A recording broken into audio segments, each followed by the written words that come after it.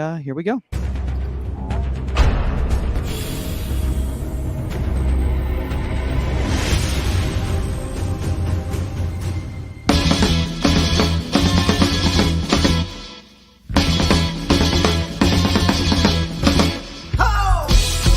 Welcome to Inside the 18. I'm Michael Magid, live from Hollywood, California. With me, you know her as someone who's very excited against their matchup against Santa Clara tomorrow, Thursday night, over at UCLA. The one and only 99 World Cup winner, Saskia Weber. What is up? What's going on? I am super excited. We're all excited. I know, obviously, this is a matchup that you guys are very, very looking forward to. Not saying that every matchup isn't one that you guys look forward to, but this is one that, especially based on, let's just say, the way things went at the last season. Let's just say. Let's just say yes. And someone who knows a little bit about expectations in last season, and congratulations on a fantastic championship and everything like that. We've got Melbourne Victory goalkeeper Gaby Garton rejoining us here on Inside the 18, showcasing her MVFC warm-up jacket right there. So you got to represent. Of course, yeah. Thanks, Mike. Appreciate that. Yeah, good to be back with you guys. I mean, we're honestly really so. Oh, hold on. Suska's also representing. She's got her Angel City going right there. Because a shameless little plug right here. Isn't there a special event going on tomorrow? It's Angel City night tomorrow at the game. Nice. So that's gonna be a lot of fun. So if anybody here is listening to this live or recorded before Thursday night, make sure that you get out there and you bring your what is it? It's salmon. Is that salmon? Is that the color? Salmon. There's a name for the color, but yeah. Okay. It's like a But the bottom line is reaching out to the community and getting the word out there before we launch. Yeah. So let's kind of dig into this a little bit because Gaby and I, we were talking a little bit off the air before we started and everything like that. Obviously, Gaby, a lot's happened to you in this past year, professionally and personally. Congratulations on that end, and we'll get a little bit more into that in a second right there. But for those of you guys I know who've been listening right now and may not be familiar, why don't you kind of catch them up on this kind of dream season that you just had? Yeah, I think last time we talked, I couldn't go into detail about my playing situation because I was actually on trial at Victory, and I wasn't really sure what was going to happen. I think it might be similar for goalkeepers in other leagues as well, but as an international player with a limited amount of visa spots per team, sometimes it's really difficult to get a contract here. And well, I was able to get into the squad and ended up being the number one for the season. And yeah, it was, like you said, sort of a dream season. We finished third in the regular season, which here it's not like, I think I was trying to explain to you as well when we were talking before the show a bit. But the rankings through the regular season, it's a bit like the NWSL, which the end goal is making playoffs, or here they call them finals. And we did with third place finish, and then ended up winning the semifinal against Brisbane Roar, and then winning the final against Sydney in Sydney, and keeping the shutout for the final, which was great as well. I think we set a club record for shutouts in a season, and then also we led the league in shutouts as well. So that was, with the defense, we were proud of that accomplishment for sure. Now, Gaby, you're being too humble. I mean, you were the accolades you got personally. I love that she said we got the shutout. I love that. I think that's awesome. Yeah. Well, I think that was like a huge part of our, like, I don't know. I think our team, we were able to accomplish what we did because from the back forward, we were solid. So we obviously had some really dynamic and amazing attacking players, but obviously biased towards the back as a goalkeeper. And I think that when you, as an attacker, you feel confident that, you've got good players covering your back if you lose the ball up front. So I think it takes a bit of pressure off you as well going forward. But yeah, no, it's a great year. You brought up something that you said that, with the visa spots. And I don't think a lot of players out there realize this, a lot of goalkeepers, but it's hard to steal one of those visa spots as a goalkeeper. because they're only a certain amount. A lot of coaches, a lot of like teams look at it like, are we going to put like forwards? Are we going to grab like, you know, midfielders and stuff? And we'll develop a goalkeeper. Yeah, go over there in the corner and catch. So I think that to grab a visa spot as a goalkeeper is huge. Yeah, I don't think I realized that either. I was sort of in the same boat as you, Saskia. Like, I think obviously as a goalkeeper, you feel like you're a valuable and important part of the team, probably as much as any other player on the pitch. But yeah, I agree. I think sometimes it might depend on the country too, sort of the way that they look at like the local goalkeepers in terms of saying, okay, well, maybe I'd rather go out and bring in a flashy forward or midfielder from overseas and then just have a decent keeper here that I know will more or less perform, but I don't really doesn't need to be like the best player in the squad, I guess. So they'd rather like use one of those spots on a field player or someone who could be maybe more versatile, I think, in terms of what position they can play. So. Well, also, Gabby, I mean, straight up, I mean, you had to bring it this past season because obviously domestically there's so many great goalkeepers that come out of Australia. So like you got to really prove your mettle and say, you know what, I belong here, you know, as a non-domestic and everything like that. And obviously, you know, shout out to Tegan. I mean, she had a fantastic, you know, a season and now, you know, internationally, you know, how she's doing. We all know how she's doing and all that stuff. But I mean, talk about just the accolades that you were getting along with, you know, people like Tegan and stuff like that. I mean, there's so many great goalkeepers coming out of the W League. It's just it's just like the NWSL. It's so darn competitive to get that number 1 spot. So really shout out to you. Oh, thank you. Appreciate it. Yeah, it was a great season to be a part, I think, of the W League as well. It's sort of I think it's a league that's in a bit of a transition moment too. A lot of the Matildas having gone overseas and the league still trying to sort of find itself, whether it's going to continue as this, because for a long time it functioned as sort of in line with the NWSL as almost like a complement. So a lot of players would play obviously NWSL, then come to Australia and play W League and then go back to the NWSL. But since the American season has been extended, that's not been happening as much. And then obviously with COVID, it's made international travel a bit difficult, but what it has done is really open up the league for a lot of young talent to come in, and also a lot of international players who are here playing in like what would be sort of the second division of football in Australia for women, which is like the National Premier Leagues, which is like a state-based competition.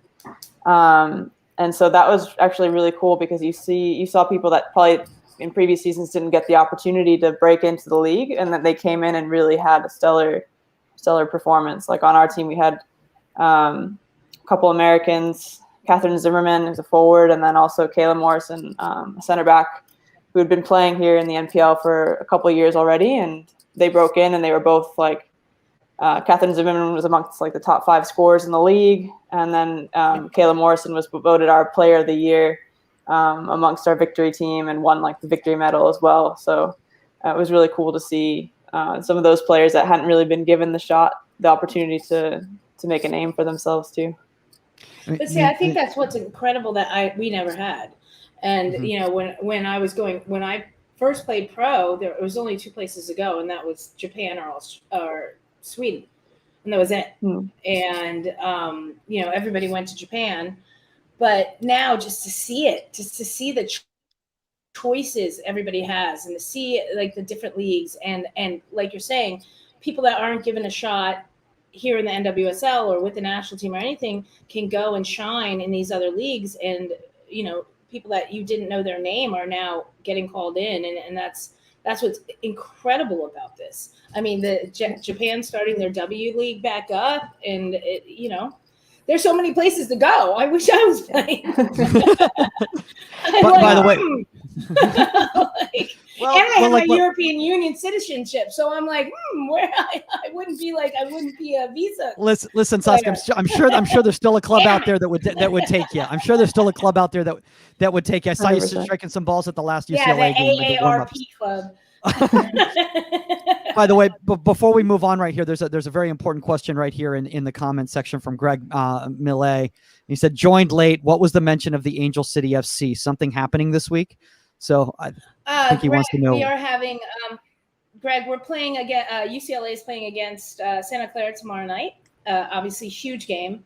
I can say some things, but that's okay. 7:00, but it's also Angel City FC night at Annenberg. So come on over. It's going to be great. Now, Gaby, we kind of touched on this a little bit earlier, and we kind of hinted at it, but we didn't actually make the announcement. But there's going to be a little Victoria goalkeeper coming very soon. Wait, yeah, what? I don't know about that name, but yeah. Victor Victoria? Yeah. Well, it's the victory. So I was like, yeah, but you know who Victor Victoria, and you know what that means, right? No, I don't. Oh God, Michael. Oh, is that a thing? Victoria, yeah, it was a play and a scene where a woman dressed as a man pretending to be a woman and did burlesque in Paris and was a singer. So it's Victor Victoria, and it was Julie Andrews. And oh my God, wrong terminology, but that's okay. Oh boy. Well, I was trying to make a play on the name of the Melbourne Victory, and that. Yeah, I'm sure we're gonna have to pay somebody for using that word right now. Jeez. Did we just trademark? Was something just trademarked? Yeah, you just messed up.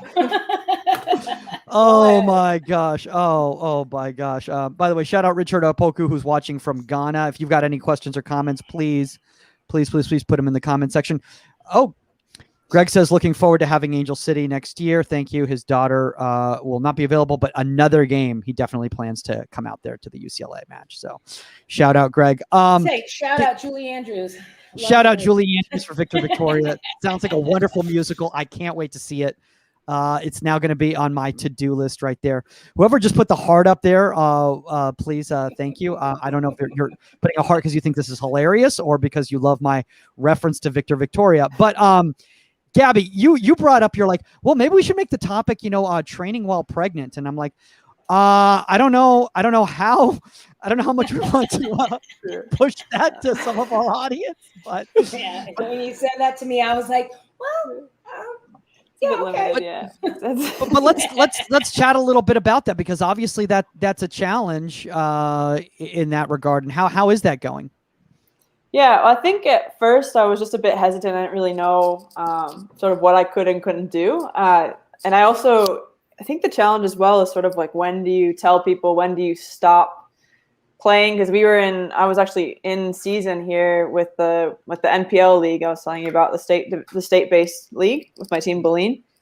And I ended up playing through the whole first trimester, and it was a bit of a challenge, I think, when I had to tell my teammates. My coach, I told around 9 weeks, more or less, just to give her a heads up that after like the first trimester, I wouldn't be available anymore. And, but yeah, it was tough. And I think what's been a bit more helpful now is that I've actually seen a physio who's specialized in women's health, and she's been able to give me sort of a plan in terms of what I'm able to do, what I'm not.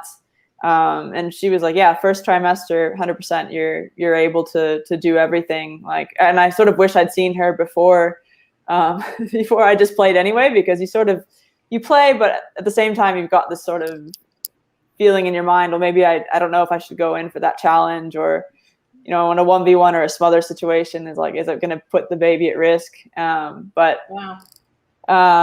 hearing that from a professional, it sort of gives you that tranquility and be like, okay, well, actually that was fine. I wasn't risking really anything. And then I think as of like the second trimester, when you start to show a bit more and your body starts changing more externally, I think that's when they're like, well, we'll start probably laying off. For example, I'm not diving anymore, no contact, but I can still jump, run, do like footwork and some coordination stuff. And then it's funny because training with the goalkeepers at Victory is a bit like, I think I'm going to come back with really great hands.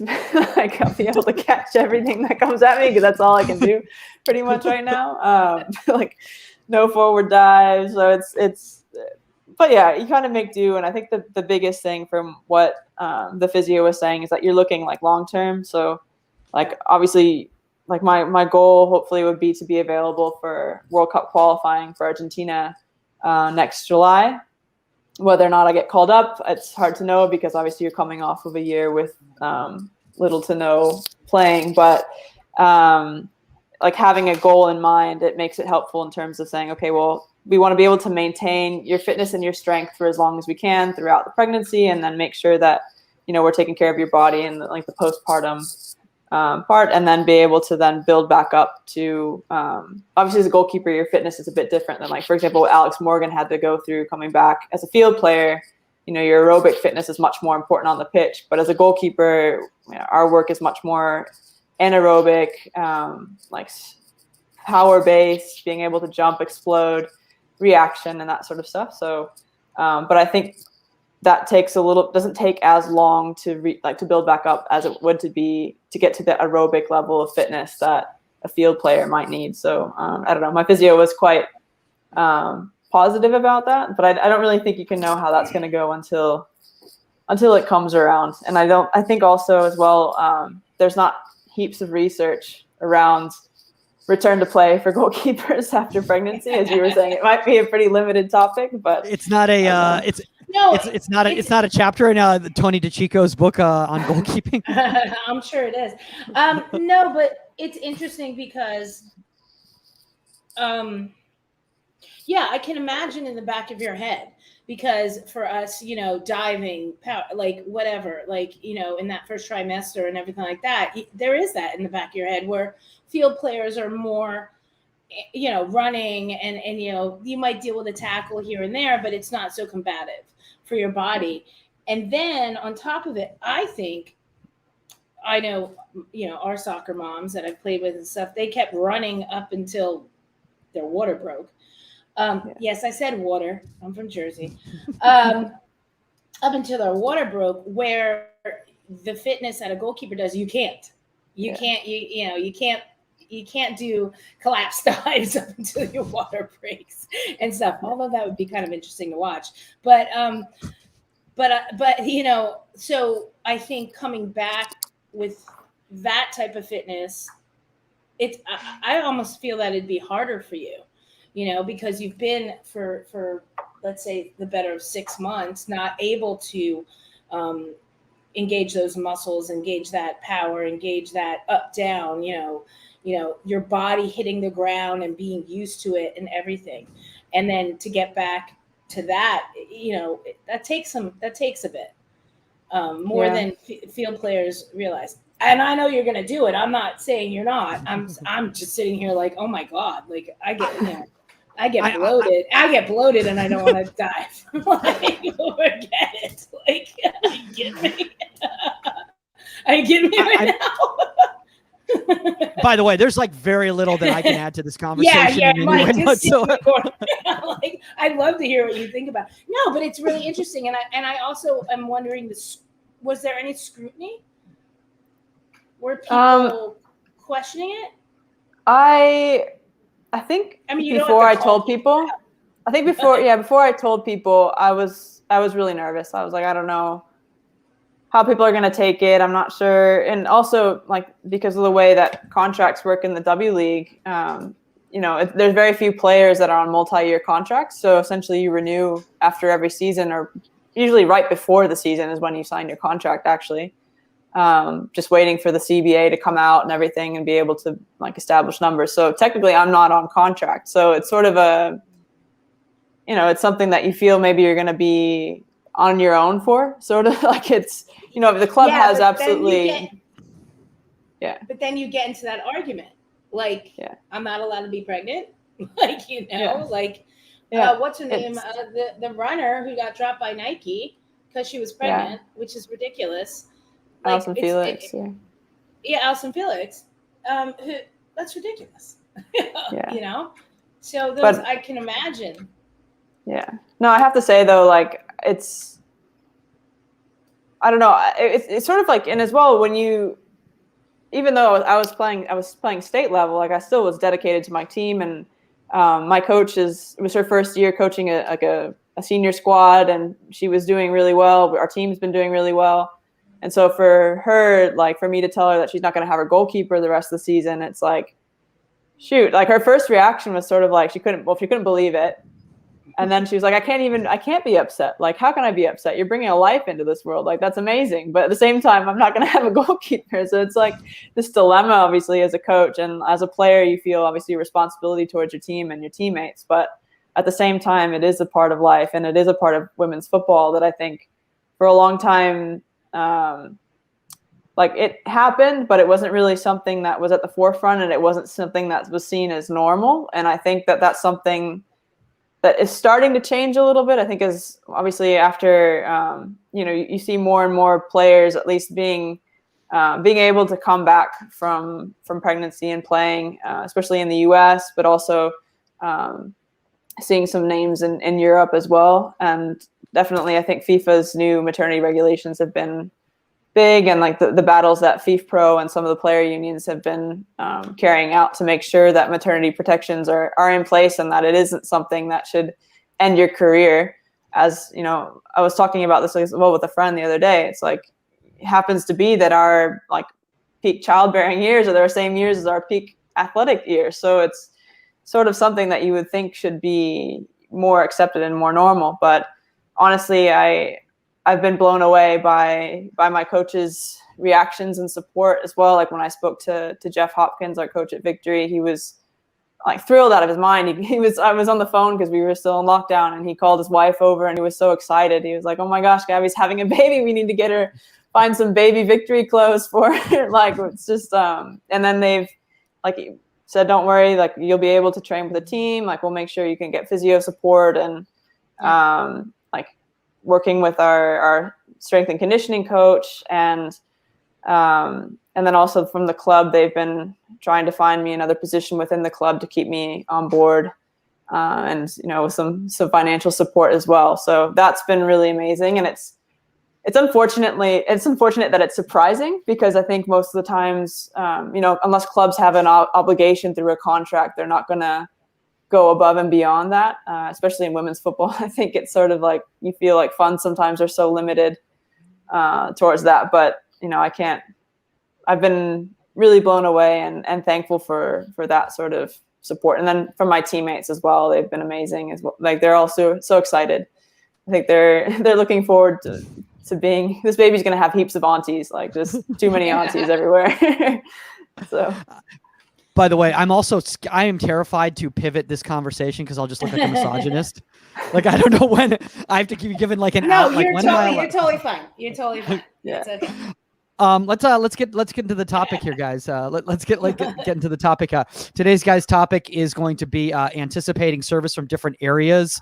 This is a topic that Gabby came up with. I thought it was an awesome topic because I think there's a lot of young goalkeepers out there who approach service from different areas the exact same way, and every through balls differently, every over the top balls differently based on where it's coming from. So maybe, Gabby, for some of the parents who are listening right now, why don't you kind of explain what we mean by like different areas of the field and the service?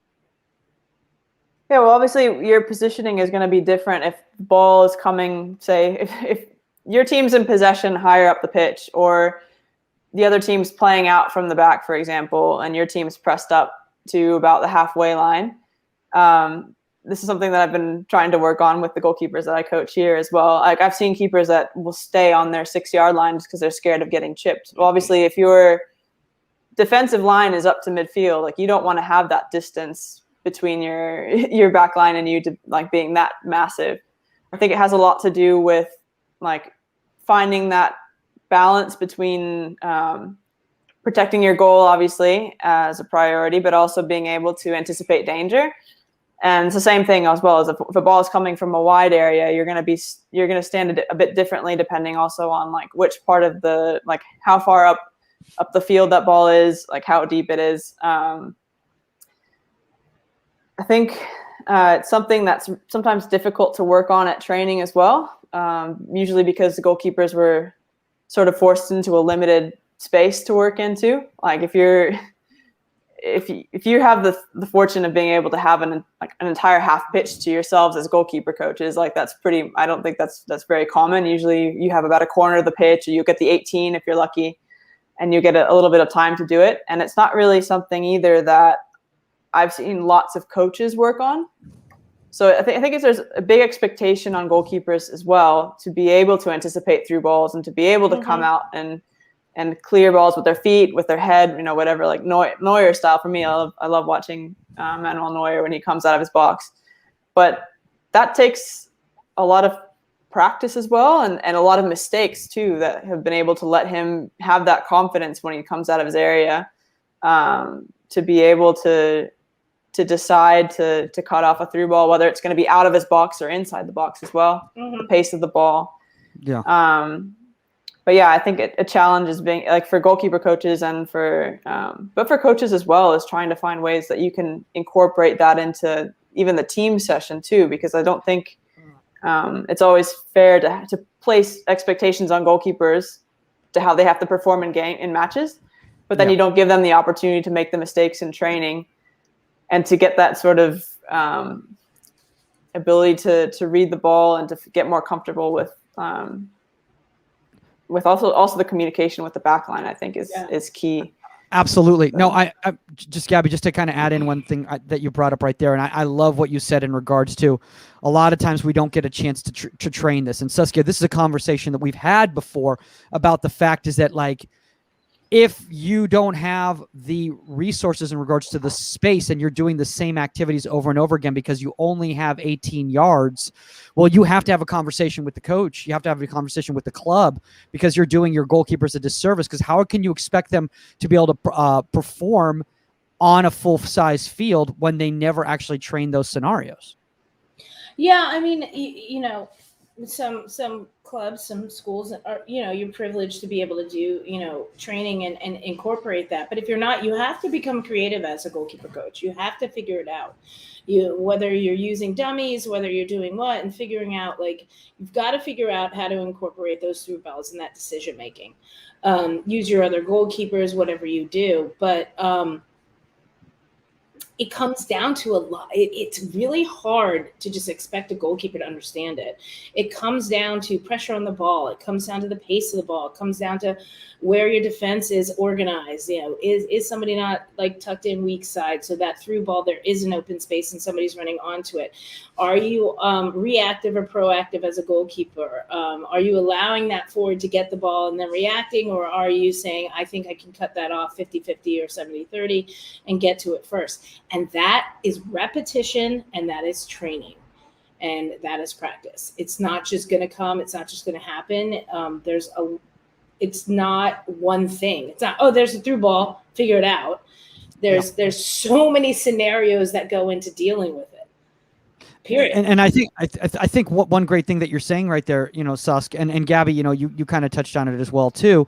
The problem is that at the youth game, a lot of times is that it's the information is given so vague, as in saying, like, if the ball's here, then you stand here. If the ball's here, then you stand here. But you're not taking into consideration reading the triggers on what are the availabilities, what are the options that player has in regards to playing service there. Where's your team? All of those sorts of things. So like you were talking about, wide service versus flat service, that's going to be a very, very different type of service that's going to be coming in. What I was going to say is, like, is there like a specific like trigger that you're kind of always looking for that kind of tells you, oh, you know what, this ball's going to be coming a little bit more in. This ball, most likely, it's going to be veering a little bit more out. Yeah, I think it also depends on sort of the team that you're playing against, and you can when you study opponents too, sort of what they look for, and even it sounds sort of like trivial, but I think also the ground that you're playing on makes a big difference. I think the games that we're playing on, like a slow pitch, I'm a lot more hesitant to come out as aggressively, because sometimes the ball slows down a lot more, or if it's windy, for example, if we have the wind against us, I think, they're playing with the wind. I tend to play a lot more aggressively as the ball's like closer to their half, because it tends to come a bit longer. But obviously, as they get close to our goal, then I'm probably a bit more conservative, just in case. You can always watch out for long shots, I guess. But yeah, I think for me, it has a lot to do with like you were saying, I think the positioning of my defense, like especially here in Australia, the two teams I'm playing with, we play a very high press. So a lot of times the only options that teams have is to play over the top. So I have to be pretty aggressive out of my box for the most part, unless I see that I'm not going to get there and then I'm having to drop back quickly. But I think it has to do with like the pressure on the ball and also the player who's about to strike it, like their body language too. And then reading the runs of the players that are coming in too. And like Saskia was saying, you sort of have to calculate, am I going to be able to, can I beat her to this ball? How tight is it going to be? Am I going to have to go to ground? What body part am I going to have to use as well? Because sometimes if it's bouncing, it's a bit more complicated and you want to be able to time it to where, you can at least run through it or clear it first time. Can I control this ball? Can I play out? Is it something that I can react to that way? And then obviously as you get tighter in and you're maybe thinking about anticipating a ball like into the box to where you're beating the ball to the striker's feet, I think it has a lot to do with your set position as well. And also looking at sort of what the player is trying to do. Are they looking like they're lining up for a shot? Are they looking like they're looking for a run coming in? Where are the runs coming from?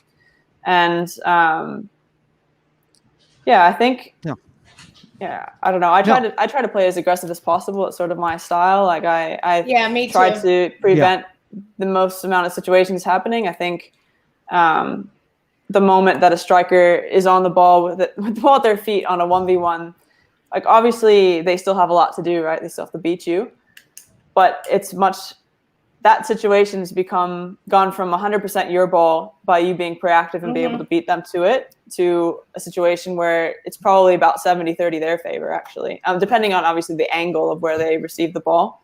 But yeah, I think having that ability to intercept and to prevent dangerous situations, even though it doesn't boost your stats usually, like you don't make less saves overall, but I think you definitely I think generate a lot more confidence from your team as well, knowing that like when you can establish that like behind the back line knows that you're there and that you've got their backs and that like not every through ball is going to be a 1v1. It's sort of like I think it's a relief. Go ahead. But what you're also doing is manipulating their thought process. So if you're not aggressive, if you're not covering that space, then the other team knows it. So the other team's going to look to play that ball. They're going to look to get in behind. They're going to look to force you off your line and everything like that. If you own that space, then that dictates. You're now dictating their offense. Now it's like, okay, guys, stop playing balls in here. She's eating them up. We can't get in there. She's got the space covered. So now they have to do short passes. Now their whole mentality has changed. And that's what you want. You want as a goalkeeper to influence that. If you're not proactive and if you're just on your heels and they're utilizing that space, then you're going to get abused. Oh, absolutely. I want to pull this up right now because, Gaby, you're talking about being aggressive and you're talking about, recognizing, based on the system of play and, where that ball's coming from. I want to start pulling up some clips right here.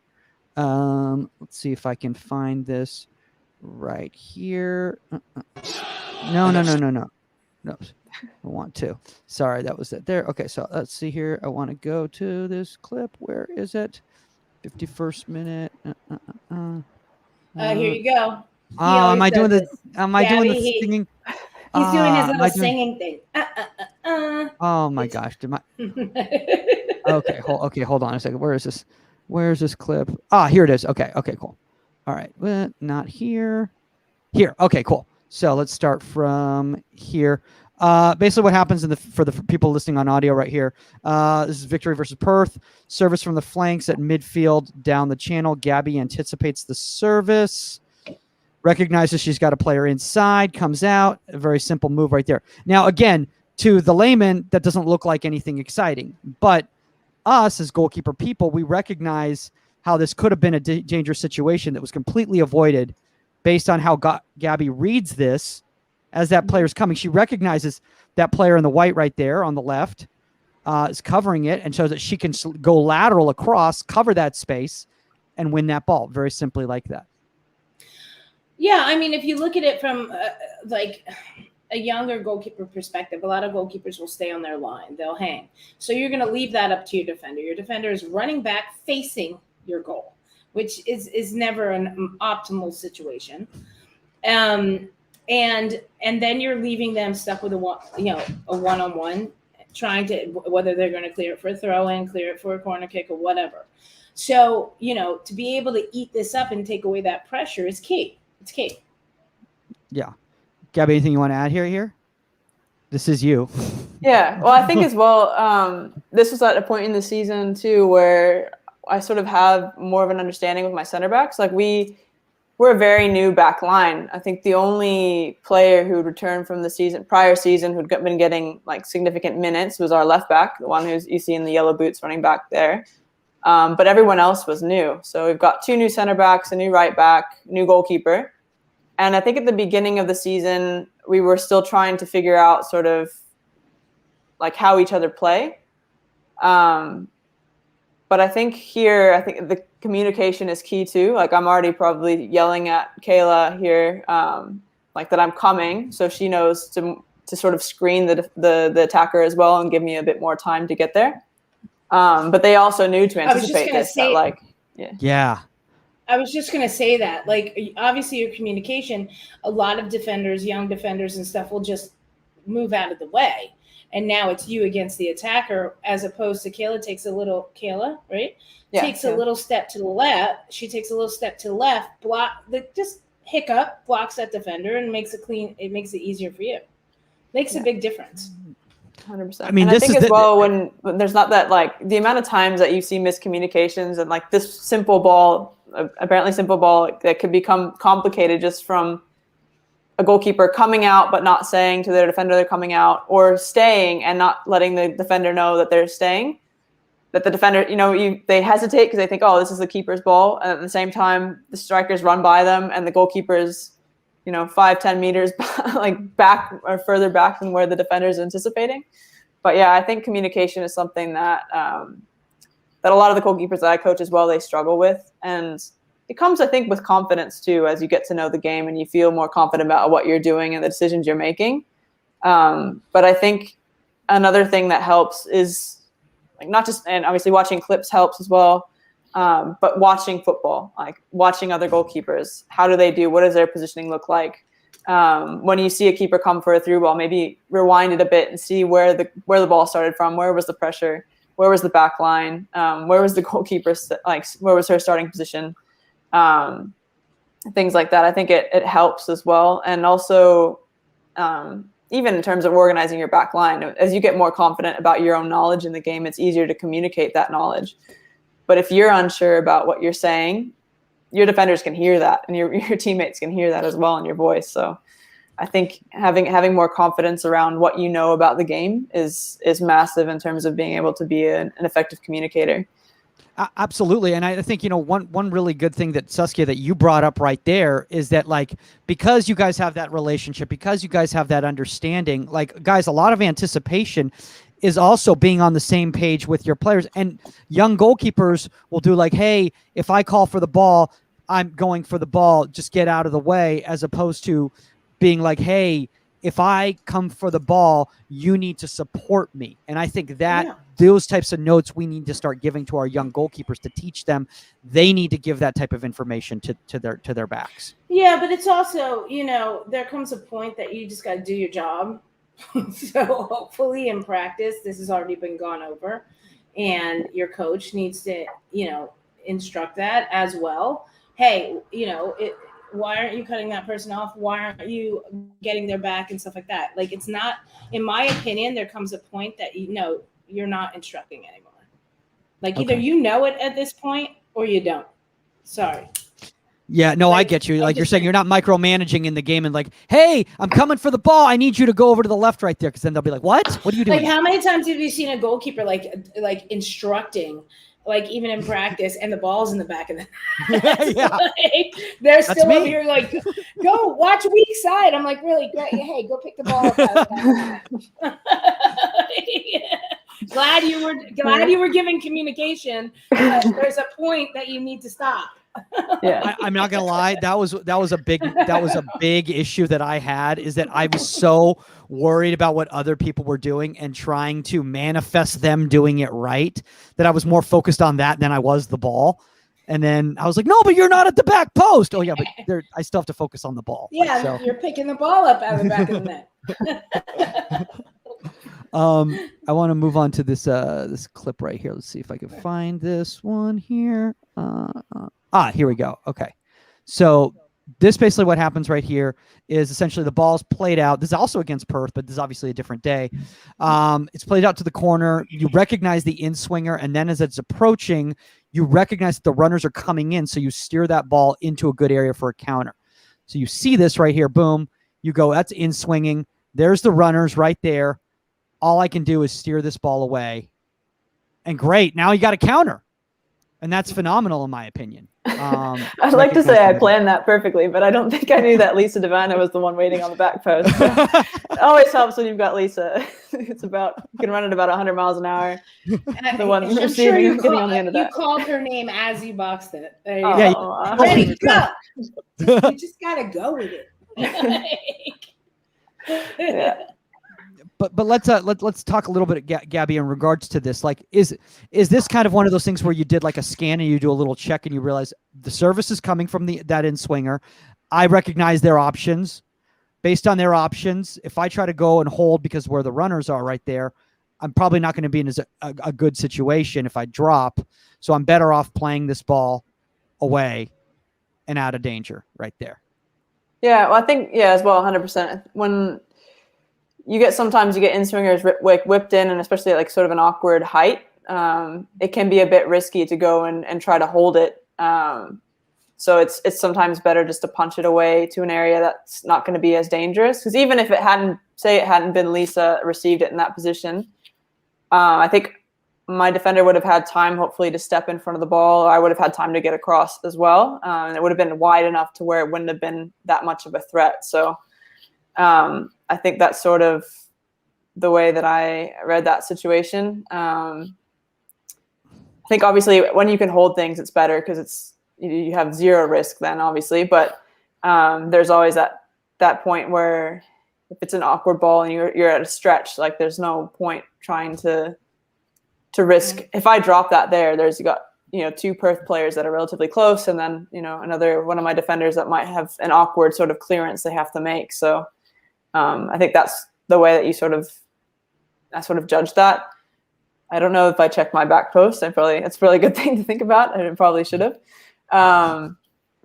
Especially as it's weird that Lisa's the one that's marking there. But yeah, I think it was more of a decision of catch or parry based on sort of what I thought was going to be the safest option there. So. I mean, Saskia, I know that you've always been you're obviously a very big proponent about catching and catching and catching, but again, anticipating and reading gives me. No, but again, it's about anticipating and recognizing what the other team's opportunities are based on your action. And if your action is such, this could lead to this. If your action is such, it could lead to this. And Gabby, you're absolutely right.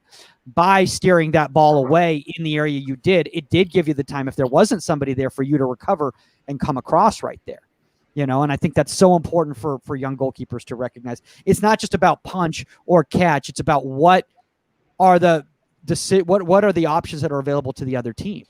Well, you have to remember that these are split-second decisions, right? So if you're seeing runners come in and this ball is bent into the near post and you're in the position you're in, and you don't know, like in the midst of that millisecond, those runners could stop their run.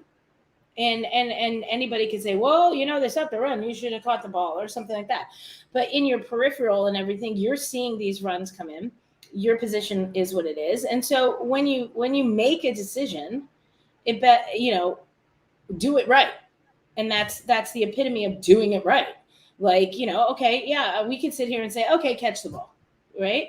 No, if that's the decision that was made, you had a good, solid, clear, and a counter. Like, do it right. A lot of times we see young goalkeepers, they get caught in the middle of a decision. Should I catch? Should I box? And then that's when things are bobbled, dropped, and that's when it's chaos. Yeah.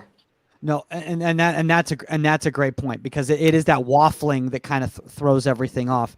Gabby, I have a question for you in regards to when it comes to, this type of a service, because I think a lot of times when it comes to this type of service or through ball or anything like that, with young goalkeepers, coaches announce this service. They go, "This is the ball I'm playing." And then the goalkeepers start looking for that specific ball in games rather than dealing with unannounced service. Do you think it's better for young goalkeepers to be dealing with unannounced service rather than announced service? I think a mix is probably good. I think it's important that you help them start to recognize, okay, this is in swinging, this is an out swinging cross. Like the way that you read a ball that's whipped in versus a ball that's sort of lofted.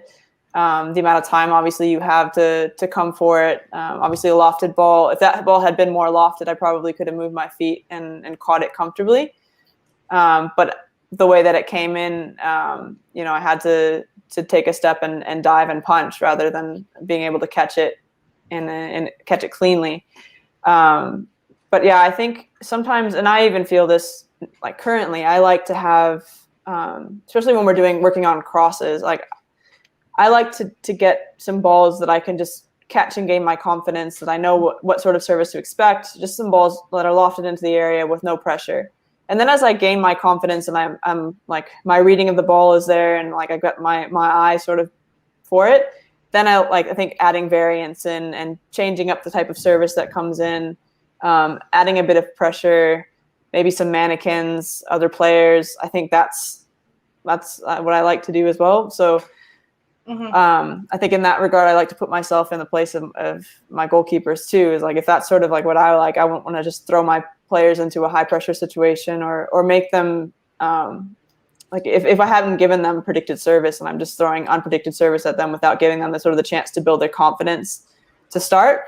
I know I wouldn't like that as a goalkeeper, so I think that's sort of what the way I would look at it with players. But I think if you're constantly doing stuff that they're not having to make decisions about, then that's a problem, because in a game, that's what our position is. Like, we might not be physically exhausted at the end of a game, but your head is going to be absolutely like, done, because the whole time it's always, like you said, you're making decisions constantly as a goalkeeper, and it's like, I don't know, some of the games that we played. I think there was a game against Western Sydney, that we won 1-0. I don't think I had any. I think I made one save that entire game. It was the defense was wonderful, but I did have to come out on a few crosses. I came out of the box for a few clearances. Was playing with my feet tons.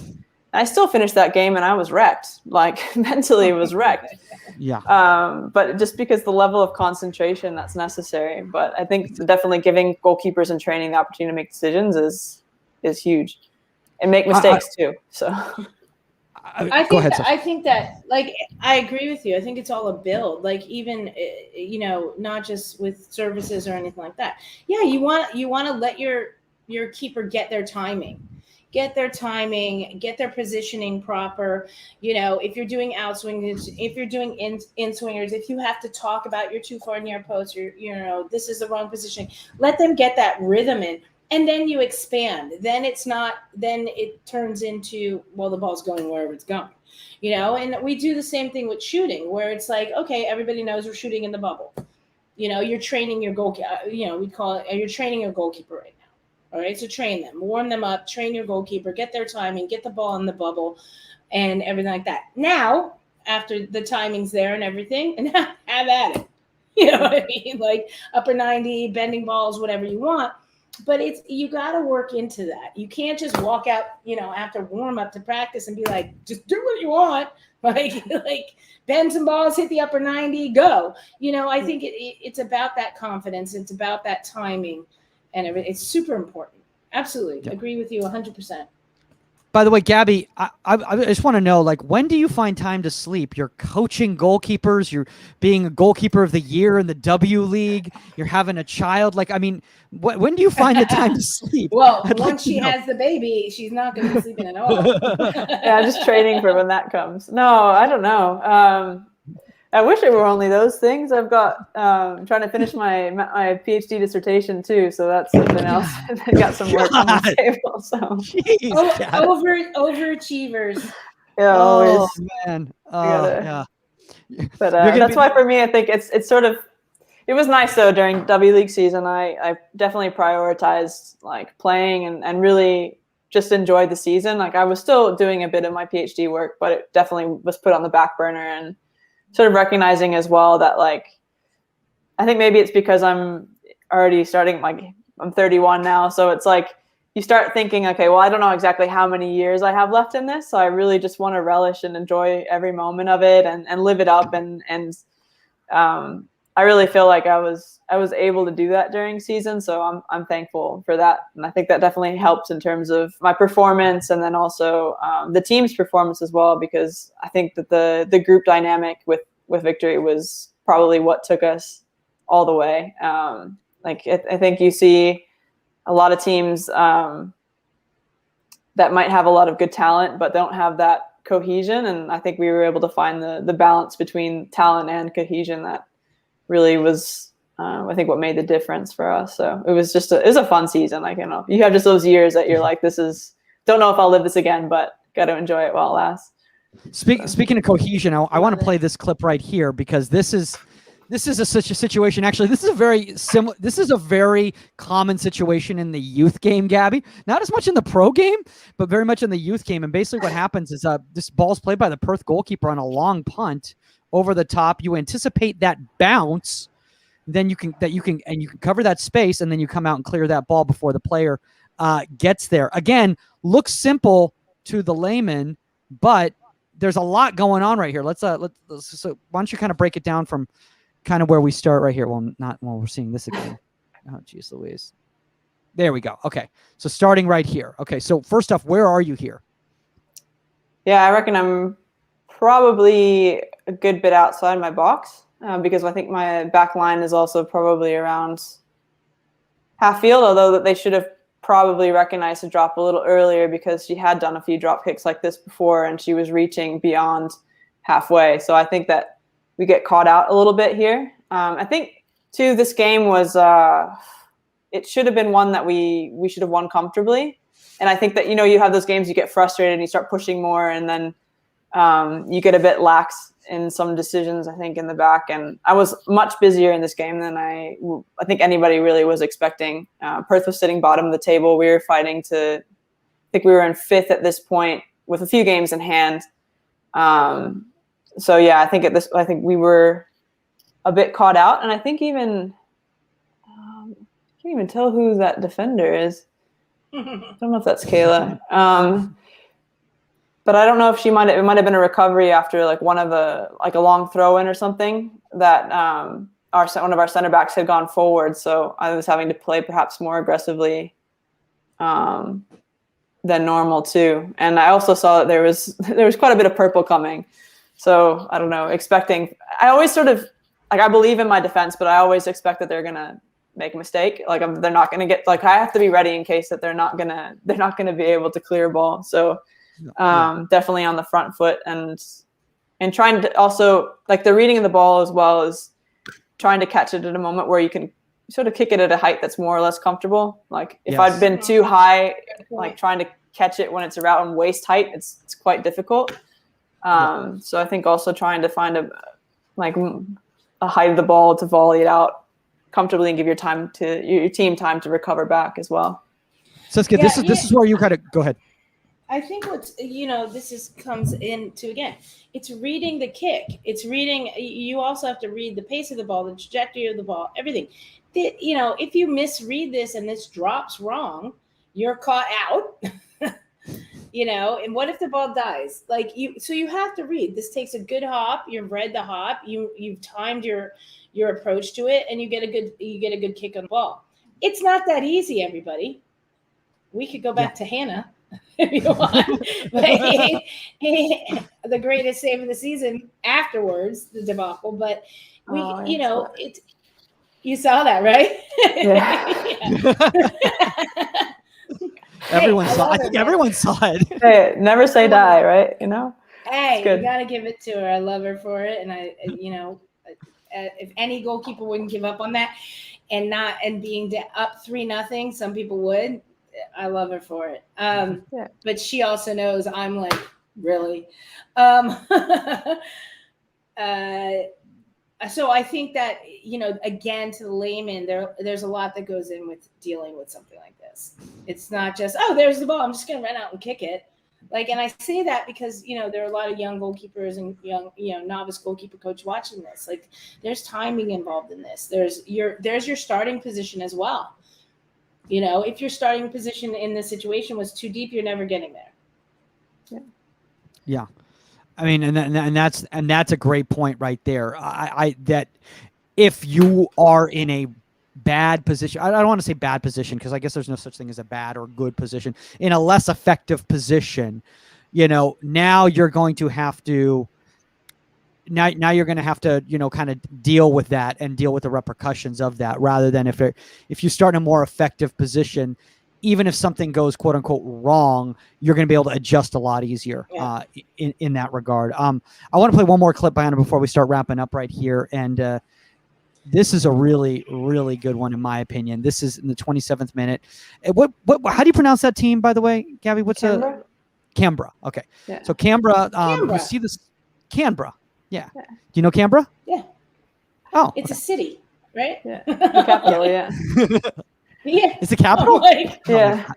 Yeah. There's not really anything geography there. lesson going on right now. Yeah, it's sort of like the rivalry Sydney-Melbourne couldn't be placated. Neither of those cities could be capitals, so they established Canberra, and it's like I've never been there actually because we just played them at home, which is I think that's sort of what I was saying. Like in W League, you don't try to like winning the season doesn't really mean anything. Like here, you see Sydney sitting 5 points above or 6 point. Yeah, 5 points above Brisbane. Sorry, math not great today. But Sydney had played all like bottom of the table teams. They didn't really have to face. They only played us once, for example. They only played Brisbane once. I think they only played Melbourne City once as well. Who, even though they're sitting sort of bottom of the table, they were no pushover team. And we got Tegan Micah and quite a few other good players in that squad. So like just the way that the season, you don't play a full home and away season in W League. So it's, that's what I'm saying. Like first place here, and you've got as well Canberra, who ended up playing finals too. And the way that the season was because of COVID and all the crazy adjustments they had to make, it's sort of interesting. I think I got pulled off track there, but yeah, it's Canberra. That's okay. That's okay. All right, so let's play this here. So it's 27th minute against Canberra. You see the split from the top of the box. Recognize that based on the weight of that pass and where it's played away from the player, you can start shifting to get in line, and it's a simple smother right there. Again, all these plays, I want all the young goalkeepers out there who are watching these plays that they look routine on TV and they make them sound routine on TV. There's so much that goes into these, you know? So let's kind of break this down, right? Service comes in, you see that split, you see the ball is playing away from post, so you can move laterally because you have the coverage here, and boom, very simple right there. Stopping the scoring opportunity. Yeah, I think, and I definitely know that that's like sort of what Canberra looked to do as well. They had a lot of pace up top, and then they had one really great 9 who I think here she's dropped off. You can see her, Michelle Heyman, the tall one, sort of in the middle. But she would drop in, and then you'd have these really quick midfielders who would be always looking to get in behind. So yeah, you're constantly on the watch for that. You can see as well, like sort of the way that I'm positioned, I'm ready to run. Like I'm not flat-footed or like just square to the ball. I'm already like ready to push off that back foot and get forward as quick as I can. And yeah, and also it's a really great run also by the forward, because she catches the center back completely unawares. Like it's right behind her, it's not going to see her. So, but yeah, I think you already saw it. Like if you back up while this ball's being hit, like right, go, go, go, go. Like you start your movement here. You see that? Mm-hmm. So you're not, where's the ball going? You've already read the situation. You've read the pace of the ball. So you're already in transition, which is awesome. Yeah. Yeah. No, I think that's what you were saying too, Mike, that like things that look so simple. Like when we can make something look simple, I think that's usually a good thing. But that is a great thing. When you hear commentators, like how much do you want to just smack your head when they're like, oh, look, they made that into a routine save for the keeper. But you know, it's comfortable for the goalkeeper. Comfortable save for the keeper. And you're like, well, look at her positioning. It's perfect. Of course it's going to be comfortable. Like she knew exactly anticipated exactly where that ball was going to be. Like exactly. I just sometimes I usually just turn the commentators off because I can't listen to them. I'm just like, especially when they're talking about I have a few I turn off. Trust me.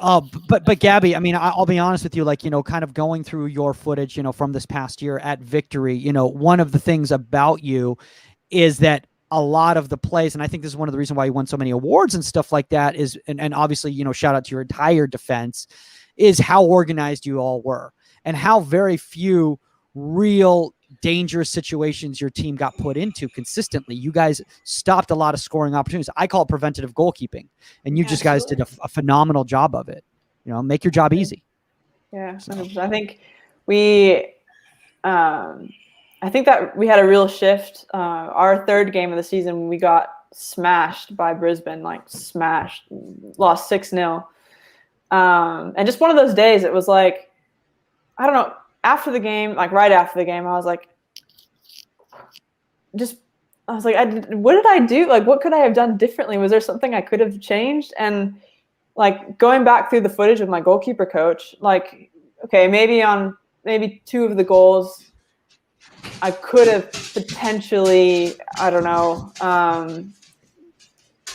taken an extra step or exploded a bit more. But like, I don't know, looking back at that game, for example, it was like the amount of, the amount of opportunities that I did come out and smother or change. It was like, okay, well, maybe I actually didn't play that bad. But then like from there, as a team, we were able to build forward, I think, and say, okay, well, this can never happen again. And I think for us, that game actually ended up being sort of a turning point in terms of our approach defensively, like not just as a back line, but also as an entire team. That like a lot of the things that happened weren't because of our center backs or the goalkeeper. It was because of issues further up the pitch in terms of our defense and our transition, like specifically. But yeah, I think that was something that ended up, like looking back with a lot of my teammates, like, well, I don't know if we hadn't lost that game that badly, I wonder if we would have had the season that we did. So like being able to bounce back from that was massive. Yeah. Sometimes those games are definitely learning experiences. Absolutely. As we're wrapping up right now, and Gabby, I know you've got to get, you start. This is so weird for us because like isn't it like 2 days from now over there, or what? Essentially, and it's like winter. Is it winter? It is winter. That's why I'm wearing a jumper. Or it's not, like, not jumpers. It's winter. It's winter. It's snowing outside. It's 2 days ahead. Oh, that's right. I forgot your seasons are different than our seasons are. You live on a different planet, right? Like, almost, yeah, pretty much. The animals, there's like the weird thing is like you could be on the field and then like all of a sudden there's these animals and you're like, oh, there's nothing wrong with that thing. And they're like, no, that thing is super poisonous. Like you can't get anywhere near that thing. And you're like, it's on the field. Yeah. Even the birds here, even the birds. No, like I live literally like, I don't know, 100 yards from a field that I can just go, and normally you'd think I could just go train at that field. But I can't. There are these birds, like magpies. No, they like from, I think it's between about August and November, they get really territorial because they start nesting, and they do this thing they call swooping. Yeah, they'll attack you. So as soon as you like look away, all of a sudden you'll hear the bird that comes in, like tries to. Oh, it sounds like I have to send you guys a clip, but it's scary. I'm telling you these things, and they recognize you. They know you. Like, I've been followed home by that bird. It's so terrible. Like, oh my gosh. Well, guys, if you want to know more about dangerous animals in Australia, I know they have crazy spiders. I know they have weird stuff there. Yeah. The people are pretty nice, but the animals, I don't know. Go ahead, Mike. Gabby, I know you're pretty active on social media, and I know you're very great about getting back to people. Where's the best place for people to connect with you? Probably Instagram or Twitter. I think my Instagram is just at Gaby Garton, like my name's spelled here. And then I think on Twitter it's at Gaby.Garton. I'm pretty sure, or maybe it's underscore. I don't use Twitter as much as Instagram, so I'd recommend Instagram probably. She sounds like me, Mike. Clearly. Yeah, he does. Yeah, guys, if you want to reach out to Saskia Weber and find out more about the Angel City night at UCLA tomorrow night, at Saskia_Weber. Guys, if you have a guest suggestion or a topic suggestion, at Goalkeeper Podcast on all social medias, or contact at Inside the 18. That's the number 18media.com. Shout out to people that give great topic suggestions, like anticipating service from different areas. I don't know, maybe we'll throw you on the show if you do stuff like that. But I guess somebody here knew a little bit about that.